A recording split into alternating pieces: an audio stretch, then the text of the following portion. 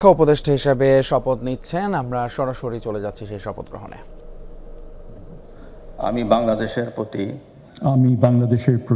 অকৃত্রিম বিশ্বাস ও আনুগত্য পোষণ করিব। আমি সংবিধানের রক্ষণ, সমর্থন ও নিরাপত্তা বিধান করিব। এবং আমি ভীতি বা অনুগ্রহ, অনুরাগ বা বিরাগের বশবর্তী না হইয়া সকলের প্রতি আইন অনুযায়ী যথাবিহিত আচরণ করিব। এবার মাননীয় উপদেষ্টাকে গোপনতার শপথ পাঠ করানোর জন্য মহামান্য রাষ্ট্রপতিকে বিনীত অনুরোধ জানাচ্ছি। আমি চৌধুরী রফিকুল আবরার সশ্রদ্ধ চিত্তে শপথ করিতেছি যে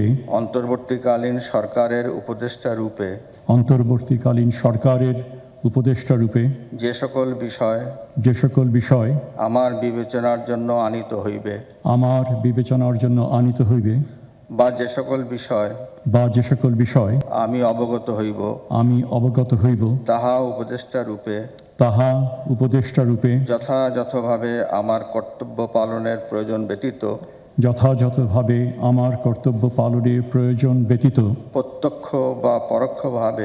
প্রত্যক্ষ বা পরোক্ষভাবে কোনো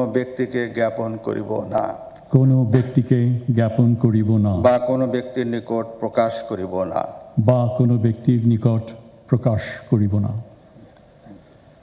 অনেক কৃতজ্ঞতা মাননীয় রাষ্ট্রপতিকে, মাননীয় উপদেষ্টাকে উপদেষ্টা পদের শপথ ও গোপনতার শপথ স্বাক্ষর করার জন্য এবং স্বাক্ষর করার জন্য বিনীত অনুরোধ জানাচ্ছি।